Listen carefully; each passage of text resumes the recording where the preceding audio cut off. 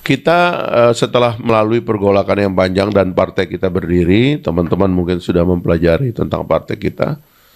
Saya ingin menceritakan keunikan Presiden Prabowo karena paling tidak hampir 5 tahun ke depan pengaruh beliau dalam politik Indonesia akan sangat kuat sekali. Karena itu kita mesti cara melihatnya benar ya.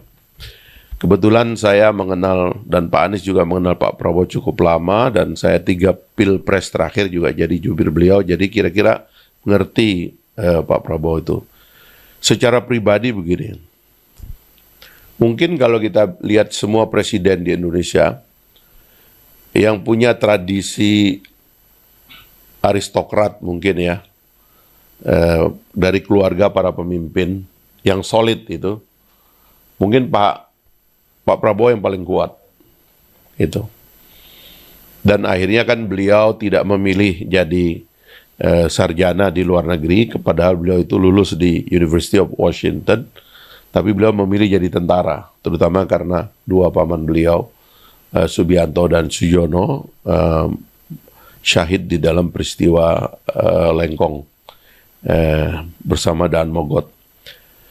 Nah, jadi banyak keunikannya Pak Prabowo ini. Satu, tadi lahir dari keluarga aristokrat, berpendidikan tinggi, mapan begitu, dan punya tradisi berpikir tentang negara sejak awal. Jadi kalau kita bicara aristokrat itu artinya ini bukan politisi dadakan yang baru berpikir politik ketika masuk partai. Tapi orang sudah tumbuh dengan tradisi berpikir politik. Satu, yang kedua, juga tumbuh dalam tradisi berpikir akademik.